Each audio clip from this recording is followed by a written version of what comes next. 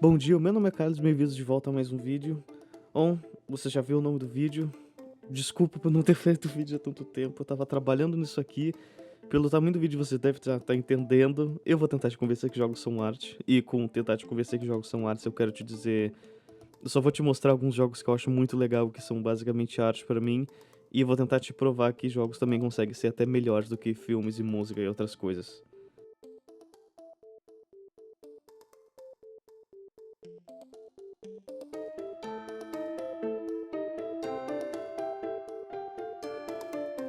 Sem mais delongas, vamos discutir o que é arte.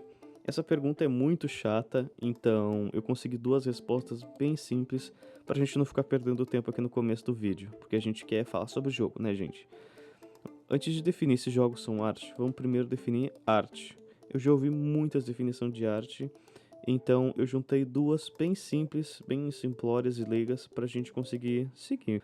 Tudo aquilo que é feito com o intuito de expressar, seja uma emoção, uma opinião ou uma história, eu considero arte.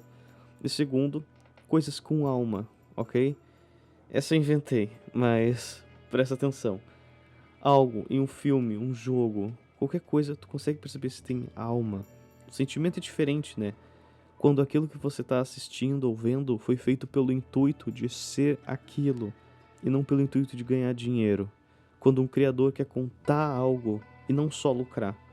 Nessa definição, eu não consideraria os filmes da Marvel como arte, o que não é um problema, são um produto, algo só em que o importante é o dinheiro que vem no final.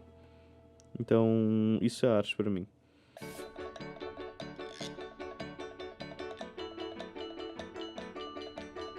Before Your Eyes. Antes de começar, eu vou explicar como vai funcionar o vídeo. É importante notar que em muitos dos jogos que eu vou estar falando hoje, existem vários caminhos que você pode levar. Nesse aqui especificamente, o corpo da história é sempre o mesmo e o final também é sempre o mesmo. Então eu vou contar na perspectiva do que eu fiz. Primeiro eu vou explicar o jogo com spoilers, depois eu vou dar minha interpretação da obra, por final eu vou explicar por que eu acho que é arte. Ok? Vamos lá. O jogo começa em um barco. Um homem-lobo na sua frente puxa a sua alma e ele te explica o que está acontecendo. Esse homem age como um caronte. Ele pesca almas perdidas no lago e guia elas até a pós-vida. Mas para isso acontecer, vocês devem fazer uma audição com o porteiro, onde o lobo, depois de te conhecer, vai contar a história da sua vida pro porteiro e o porteiro vai decidir se você pode ou não entrar no céu dele. O jogo é jogado apenas com o mouse e a câmera. A ideia é que toda vez que você pisca, na vida real uma quantidade aleatória de tempo é pulado. E assim você deve contar a história da sua vida. Você começa como um bebê, onde conhece a sua mãe, uma artista que não deu certo, e o seu pai, que é só um amor em geral. A sua mãe leva a ideia da artista que não deu certo e quer ver o filho conseguir onde ela não conseguiu. E o seu pai só tá ali, ele é muito legal, eu prometo. Você também ganha um gatinho siamês. Ele vai ser importante pra frente, então lembra dele. Você cresce normalmente, tocando piano com a sua mãe e aprendendo as notas. Vocês descobrem que você é um prodígio da música, o que deixa ela muito feliz. Isso tudo até uma garota chamada Chloe se mudar pro lado da sua casa. Por que o nome é sempre Chloe, né? Vocês rapidamente ficam amigos e, para tristeza da sua mãe, você começa a dar atenção mais pra ela do que pro piano. Na noite do dia mais importante da sua vida, que seria sua audição para uma escola de super talentos, Chloe te liga e te diz para ir acampar na praia com ela, onde ela te diz que gosta muito de você e é muito legal e muito fofo em geral.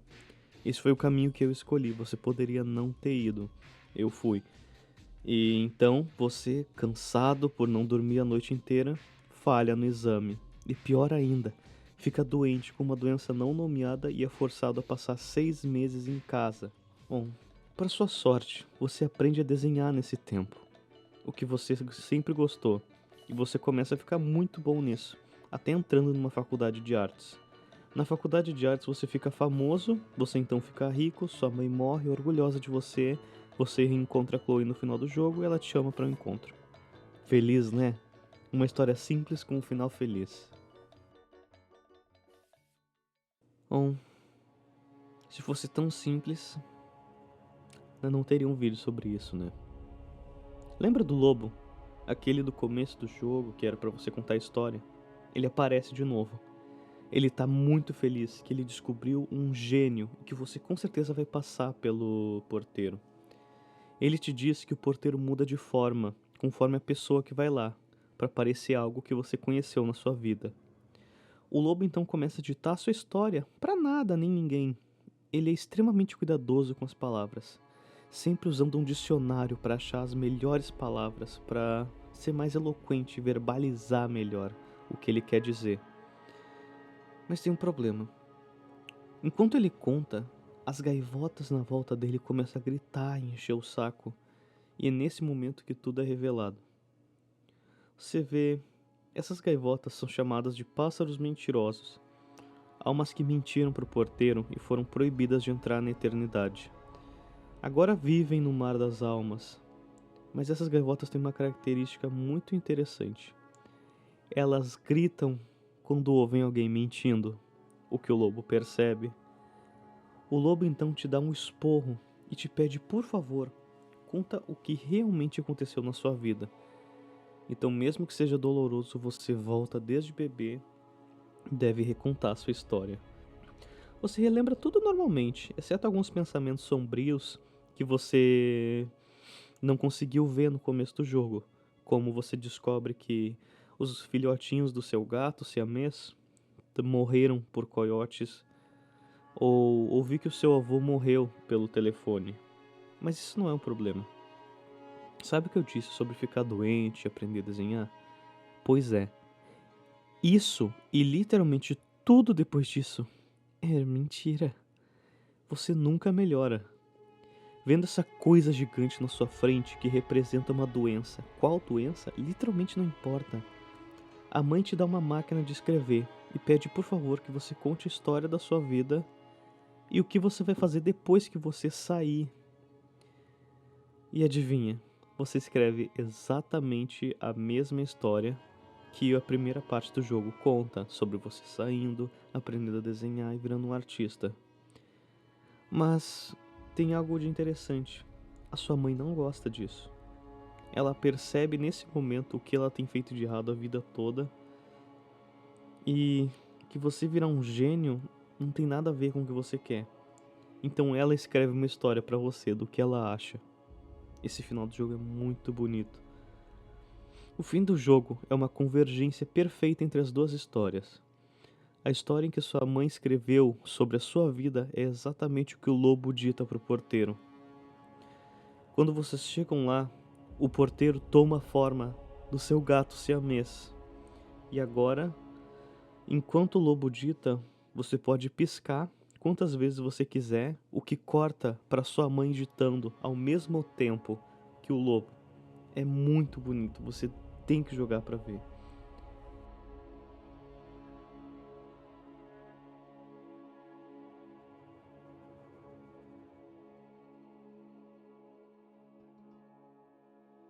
Para mim esse jogo é fechado e fácil de entender.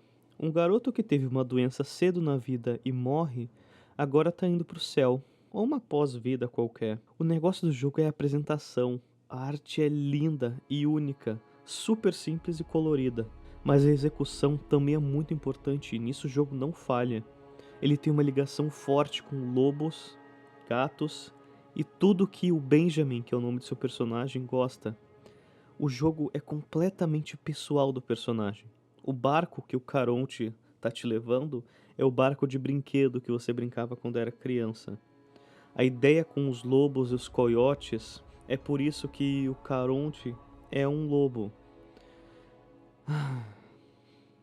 É muito bom.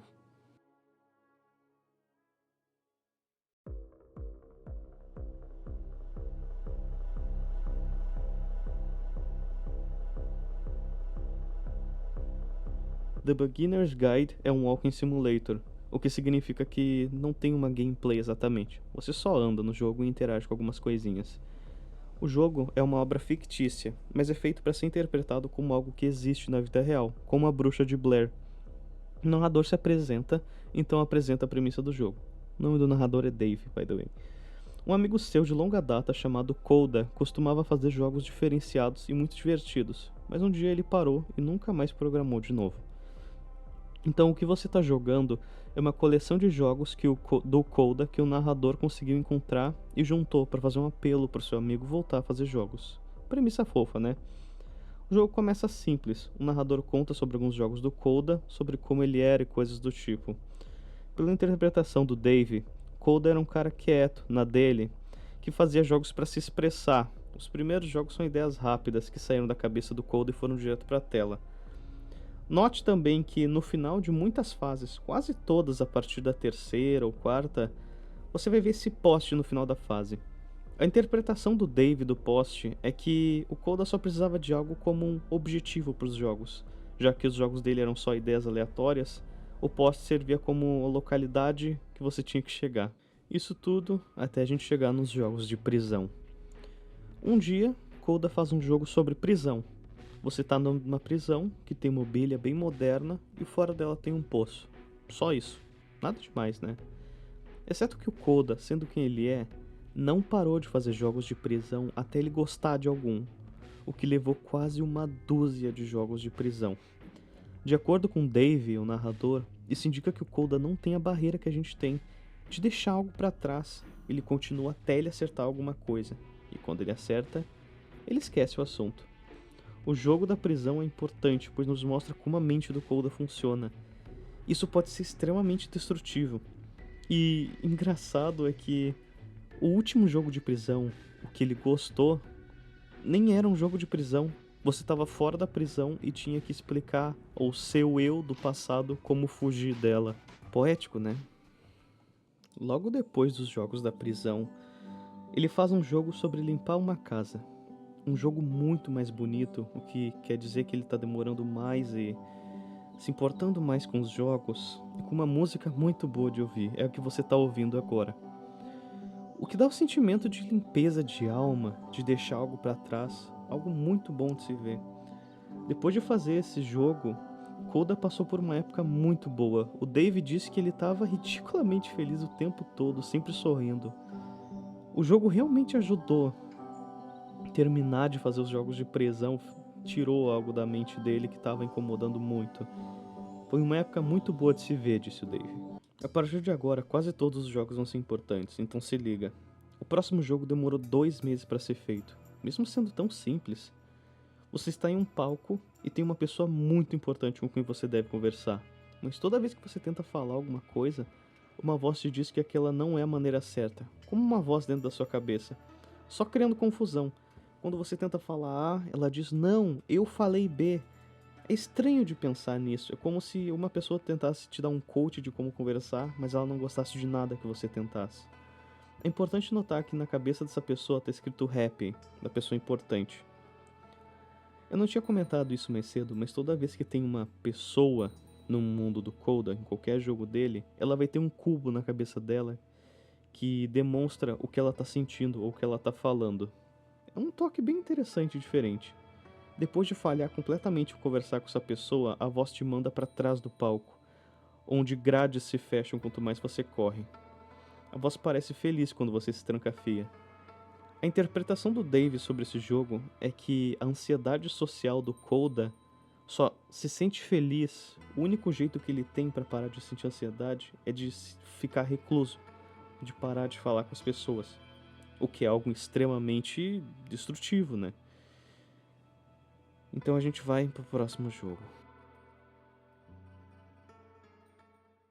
No próximo jogo você tá numa espaçonave e tem uma porta gigante vindo na sua direção e o único jeito de sobreviver é ser honesto consigo mesmo. É estranho a ideia, mas é um conceito bem na sua cara. Você tem que escolher diálogos de coisas honestas. As coisas honestas são frases sobre como você não consegue mais fazer jogos. Você, no caso, é interpretado como o Koda, obviamente, e não quer mais, dizendo que é ruim, que já tá tirando a felicidade, que não tem mais graça. É muito triste ver algo desse tipo. O próximo jogo depois desse é o contrário. É basicamente você dizendo pra si mesmo que fazer jogos é fácil e que não estressa nada. E que essa é a chave para continuar fazendo jogos. Nesse próximo jogo é quando o narrador, Dave, começa a se preocupar de verdade com o Coda. Ele não quer fazer jogos, ele tem problemas de ansiedade e parece que ele tem até depressão. Por que que ele continua se fazendo jogos? Se estragando, se colocando nessa posição. Ele nem posta os jogos, ele não mostra pra ninguém além do Dave. Então por que que ele se dá esse trabalho? Essa é uma pergunta cuja resposta tá mais pra frente. No próximo jogo você capturou a máquina. A máquina é interpretada como o Coda, ou a criatividade dele. Você briga com ela por ela não ter gerado mais jogos, então destrói tudo na sua volta. Você literalmente pega uma arma e começa a atirar em tudo na sua volta. Nesse jogo, o Dave disse que decidiu mostrar os jogos do Coda pra mais gente, porque não era possível, o Coda estava se matando dentro dos jogos.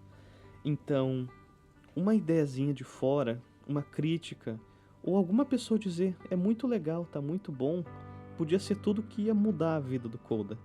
Ele estava preso demais na sua própria cabeça e os jogos se tornaram destrutivos. As pessoas disseram que adoraram os jogos do Coda. O Dave continua e diz que não tem sentimento melhor do que receber críticas positivas por algo que você ama. E ele só queria mostrar esse sentimento pro Coda, porque ele nunca teve. É importante notar, na verdade. O narrador comenta sobre como ele ficou feliz e ele queria consertar o Coda. Tá ficando um pouquinho estranho, não vou mentir. O próximo jogo é o último. O jogo começa com um labirinto invisível que faz a sua tela piscar toda vez que você toca numa parede. Como se o jogo te odiasse por sequer tentar jogar ele. Depois tem um cadeado com uma combinação gigante. Não tão gigante, mas não tem nenhum jeito de saber ela, senão chutar todos os números. E por fim, uma porta literalmente só impossível de se abrir. A alavanca para abrir ela tá do outro lado. O narrador modifica o jogo e nos permite subir até o topo da torre. Eu não tenho como descrever essa próxima parte, então eu vou só traduzir tudo para vocês. Querido Dave, obrigado pelo seu interesse nos meus jogos. Te peço para não falar mais comigo. Às vezes eu me pergunto se você acha que eu faço jogos para você. Você infectou tanto a minha vida pessoal que é possível que eu tenha plantado soluções no meu trabalho, escondidos entre os meus jogos. Se tivesse uma resposta, um significado, isso te deixaria feliz? Você poderia parar de pegar os meus jogos e mostrá-los para as outras pessoas, dando a eles algo que não é seu, violando a uma barreira que me mantém seguro? Você poderia parar de modificar os meus jogos, parar de adicionar posts neles? Por que você não deixa eles serem o que são? Quando eu estou com você, eu sinto desgosto. Você desesperadamente precisa de algo que eu não posso te dar, algo que eu literalmente não tenho. Problemas com novas ideias não estão me deixando depressivo. Pontos baixos são parte do processo. O fato de você achar que eu tô sofrendo ou que eu tô quebrado fala mais sobre você do que sobre mim.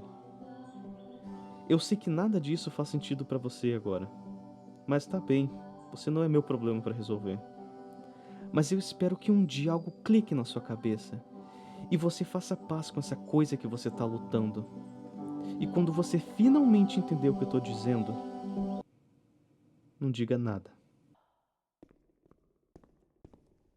That's why I'm releasing this collection of your work, is because I haven't been able to find any other way to reach you. I've tried everything. And so a part of me has hope that if I put this compilation out into the world, and if I put my name on it, that maybe enough people will play it so that it'll find its way to you, so that I can tell you that I'm sorry. I know I screwed up. If I apologize to you truly and deeply, will you start making games again?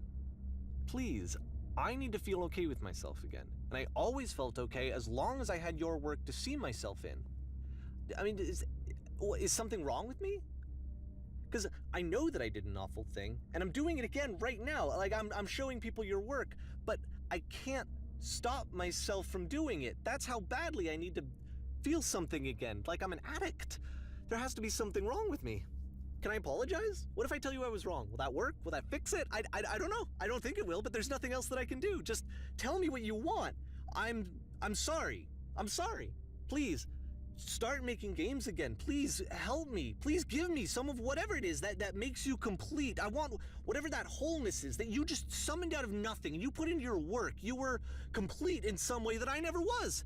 And I want to know how to be a good person. I want to know how not to hate myself. Please. I'm fading, and all I want is to know that I'm going to be okay. O narrador sofre com algo que muitos podem se relacionar. Ele vive pela aprovação dos outros. Esse amigo desesperado por ajuda era como um enigma para o Dave resolver, algo que o mantinha feliz. Talvez ele só gostasse de fazer jogos de prisão.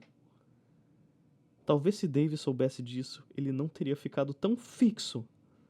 Não teria dito para tantas pessoas que o Coda estava depressivo. A minha interpretação e o motivo de eu considerar esse jogo arte vão estar junto aqui. Na minha opinião, esse jogo em si não tem uma interpretação muito profunda. Ele é exatamente o que ele te mostra. Mas além disso, eu acho que ele representa algo muito poderoso. Esse jogo encapsula perfeitamente o sentimento de gato e rato, de correr atrás de algo que não existe, ou de ser consumido por algo que está dentro da sua cabeça. Dave, o narrador, assumiu uma coisa pequena, que até pode ser verdade. O Coda se expressa através do seu trabalho, ok, todo mundo faz isso com arte. Mas ele deixou isso sair do controle.